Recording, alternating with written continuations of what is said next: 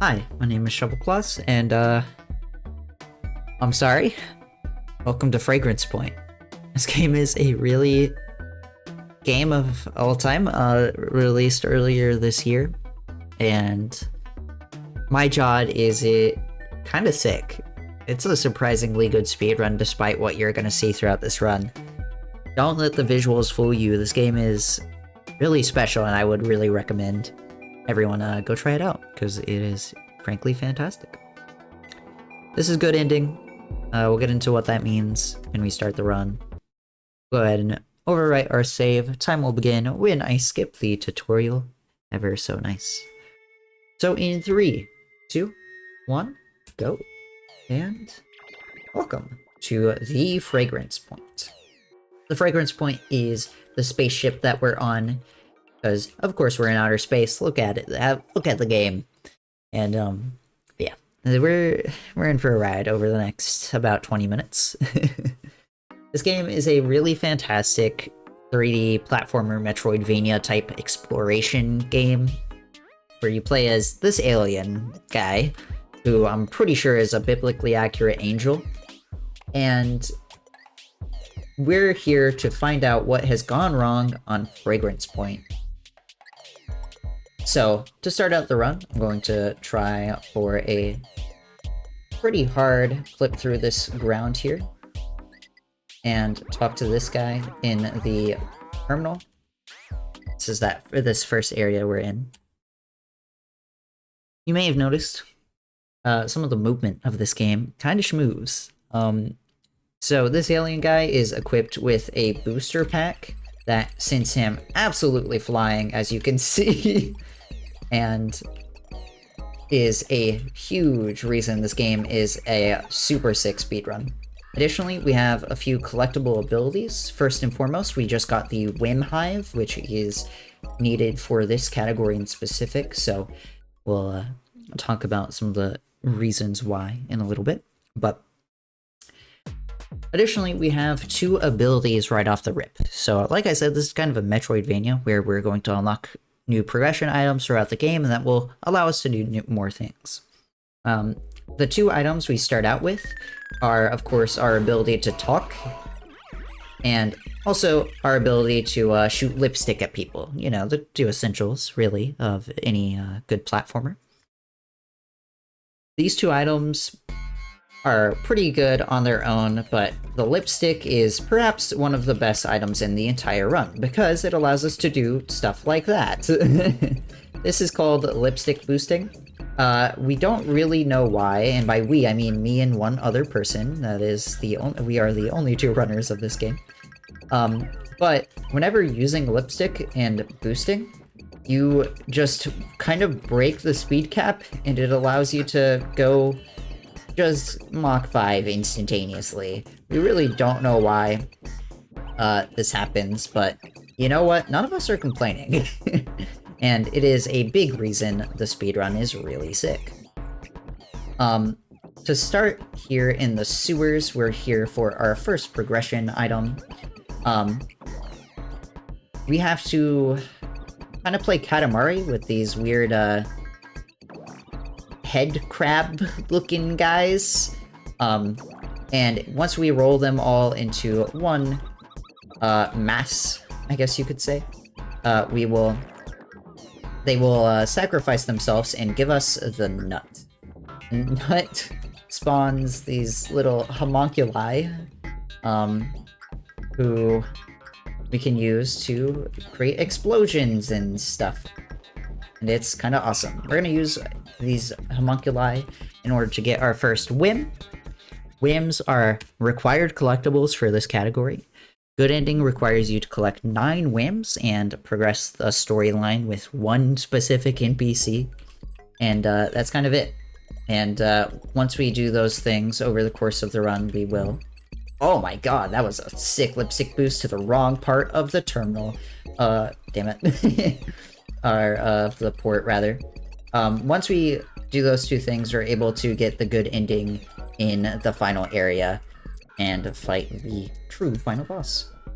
Going to do a little skip there to skip an animation. We're supposed to get into this next area by spawning a homunculi onto that machine in the center of that last room we were in.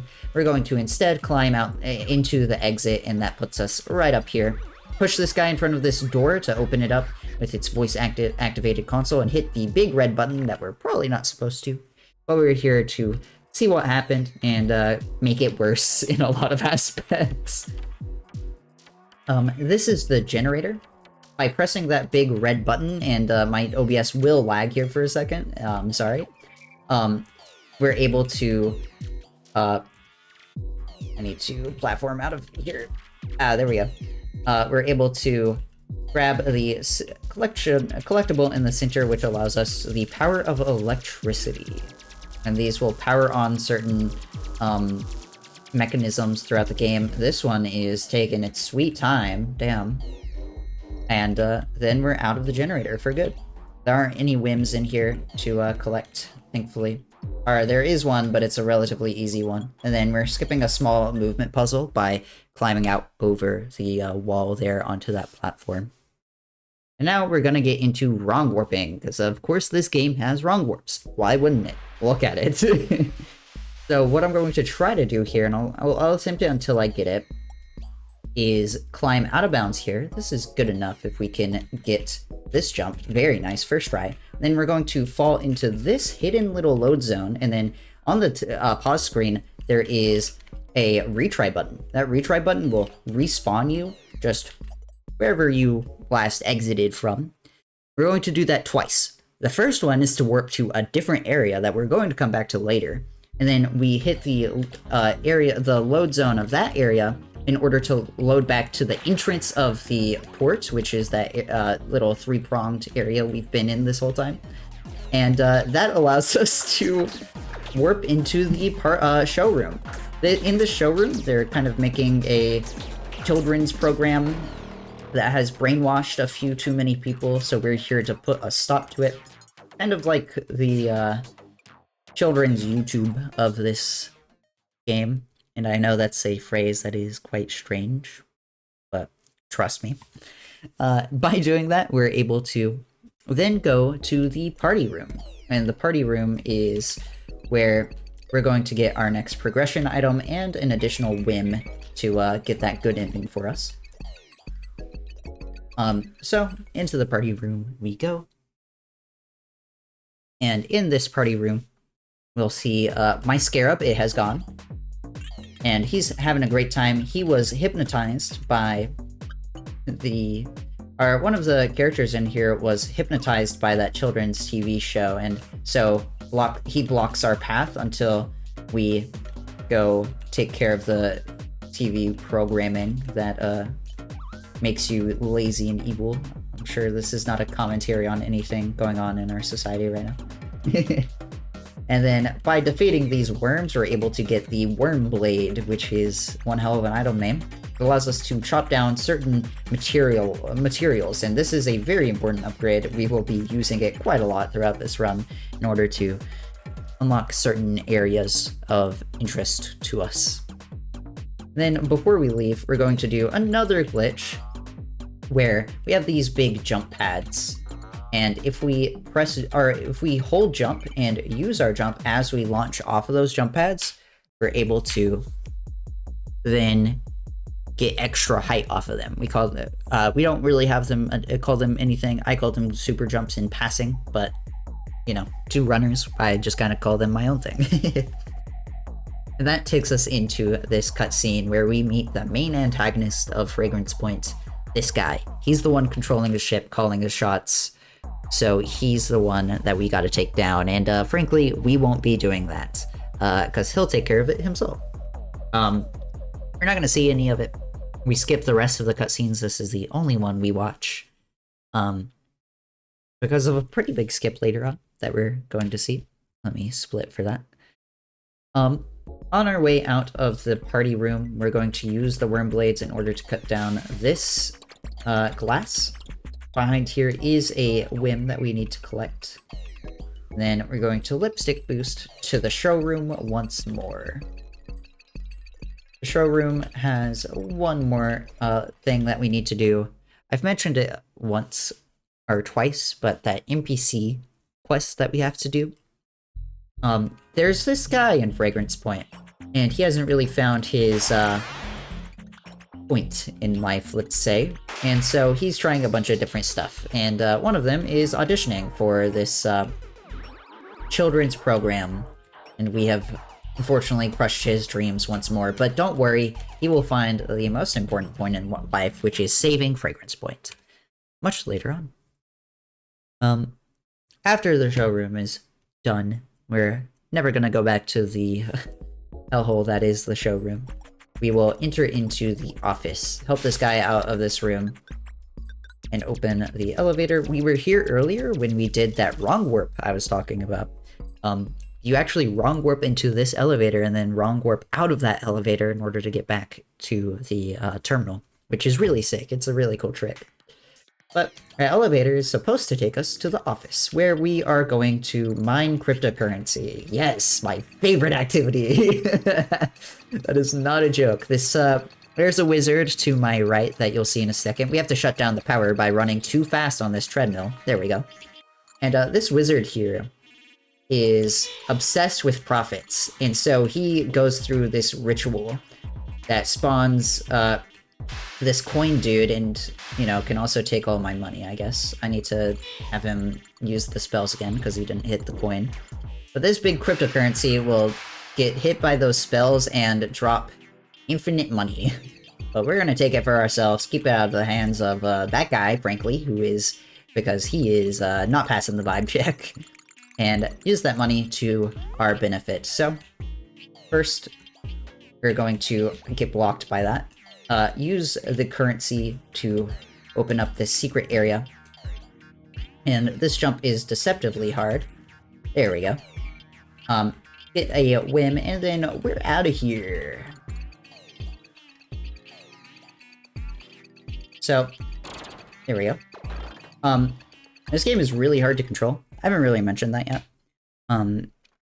You can only jump while on ground. Jumping requires you to hold the button, because it's a charging jump. Additionally, you have to... I'm going to wrong warp here to save a little bit of time. Additionally, in order to jump, you need to be completely flat on ground. Boosting can send you every which way. We're going to look through this telescope for the NPC quest. And additionally, you can cancel your jump mid-air by pressing space again. Which makes it impossible, and when you add lipstick boosting on top of everything, it is a ridiculously hard speedrun. And now, you may have noticed it's nighttime in the facility. Nighttime allows us to get into the brain of Fragrance Point. Yeah, that's right, this thing has a brain, it's living! 'Cause of course it is, look at it. This, area also puts my PC through a hard time, frankly. But this area is really only here, or really we only come to this place for one specific reason, which is an upgrade that we want to grab. And a whim that is hidden off in the side. I only really grab this upgrade for safety's sake. This guy will come from the roof. Brain tapeworm, I guess? I don't know. It's concerning. And give it to us. But I only really grab this for safety. The real reason we're here is, through this out of bounds, we can grab this whim. And then hop on down. And that is literally the only reason we come here, because we can skip all of the rest of the game. We're coming up on the biggest trick in the run, something we call Great Skip. G-R-A-T-E, not G-R-E-A-T. Different words. Though it is a pretty great skip. Going to wrong warp back to the start of the terminal, and then going to open this little secret passageway, and this is where Great Skip will take place. So, I mentioned that jump pad glitch where you can jump super far, super high. Those jump pad super bounces. Grab this whim real fast. Well, that's going to allow us to break out of bounds of this area. I'm going to need to retry that. That's okay. We can try this a few times. And that's going to allow us to, later on, skip quite a lot of the game. But here we're just doing some cleanup in the port area that we were in, grabbing a few whims that we haven't yet. And that super jump will allow us to get to somewhere out of bounds that will take us to the final sequence of the game. It's kind of a hidden secret path, and technically we don't need to do Great Skip in order to actually get to it. Ow, I got ran over. That's messed up. But it is exceptionally fast if we do Great Skip. So we're able to pull that off really quickly. And we're gonna go for it now. So essentially, what we're skipping here is a huge boss fight that takes place after the brain, where you're supposed to use all of your abilities in order to defeat this big contraption, and that sets into play the end game of this run, where our main antagonist kind of takes care of our problem, him, but in the process he unleashes a giant nuke. That isn't a joke. But by jumping out of bounds here, and you can see a hole under this little goop here, by jumping out of bounds here and then turning around and boosting into the loading zone, we're able to actually skip all of it. For bad ending, this makes the run 10 minutes. Because it skips almost everything. We don't have to go to the brain. Immediately after we get the... Oh my god, jump over the small ledge. Who wins, me or a small ledge? Immediately after we get the worm blades, we gun right to the final area, which is really absurd. In good ending, we can't do that, so it's a pseudo-restricted, although Great Skip is still allowed. But it is still faster than just going to the final area, doing the final boss. So we still skip the final boss sequence, but good ending is a little bit cooler of a showcase, in my opinion, because of the expanded movement kit. You get to see more of the game, too. It's really fun. That said, we're in the final act of the game. We're coming up on two mini bosses. There's one of them is in this train, of course. Wee woo. We stand in this area, this guy spawns on his side, which allows us to kill him very quickly, and then this guy can kind of just die by shooting these worm blades at him. Going to line up for a jump. You can jump out of these windows, and it's super fast if you hit it right.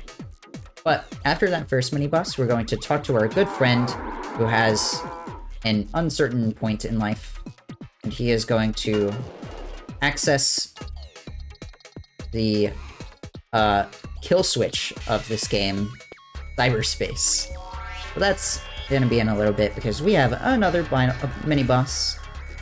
Don't ask me what the guys on the edge of the arena are, and frankly, don't ask me who this is. The strat to killing this person fast is spinning them in a circle, shooting them a bit with our worm blades, and then doing it all over again. They get dizzy really easily. Kind of a bad weakness to have against someone who can fly at like 50 miles per hour. But once we take care of them, I'm gonna go for a small skip here that is frankly super risky, but it's really cool if I hit it. Okay, I missed it, and so it's going to be slower to retry it.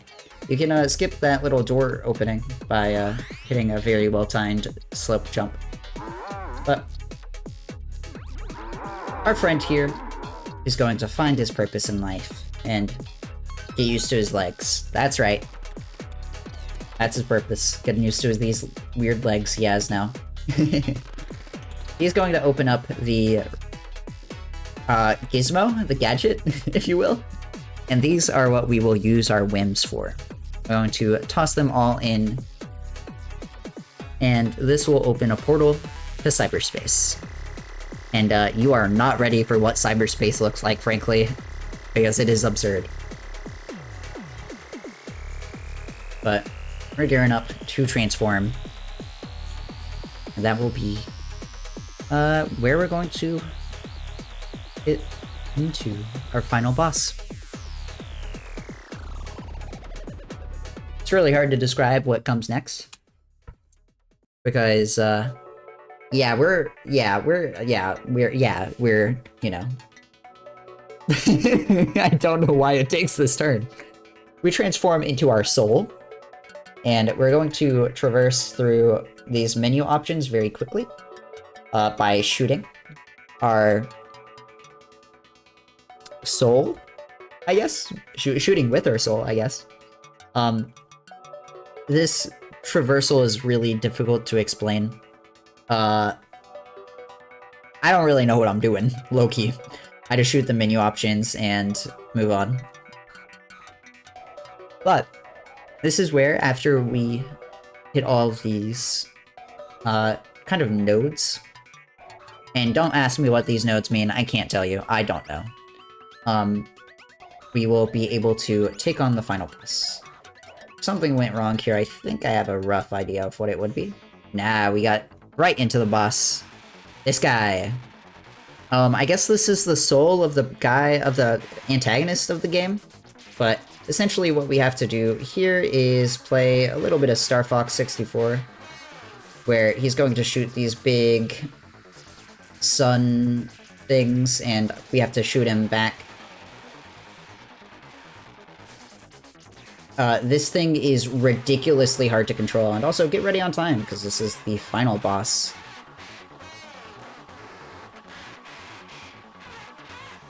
Would you like to shoot me again? Okay, I'll get rid of my bullets so you think it's like a fair matchup.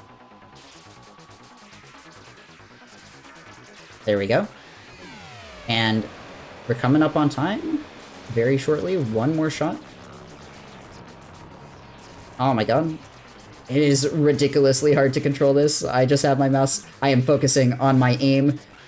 All of my aim labs training has come in handy. And time will be there when we fly into the soul of the homunculus.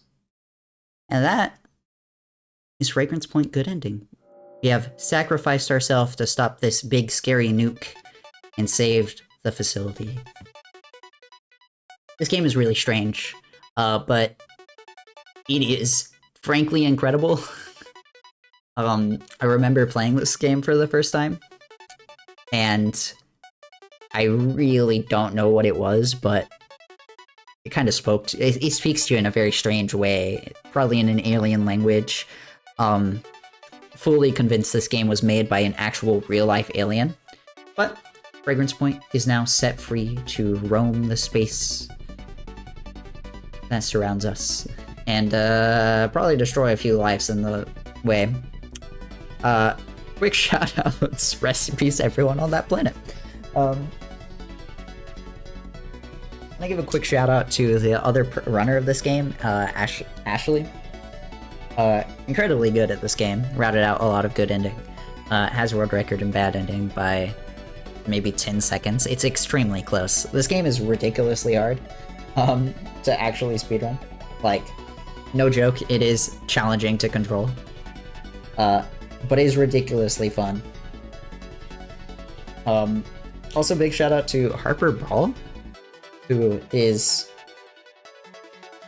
frankly pretty ridiculous. I don't know what happens in your brain to make this game, but you know, it's very special that it did.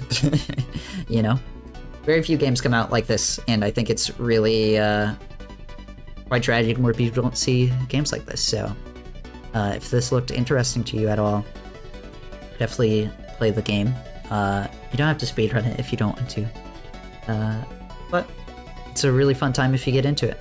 But yeah, I think that is going to be it for Fragrance Point. I'm gonna let the rest of this credit sequence play out because I think it's really cute, but otherwise, thank you for watching, appreciate it. Yeah, Fragrance Point is really sick, so yeah, this game's great. Take care.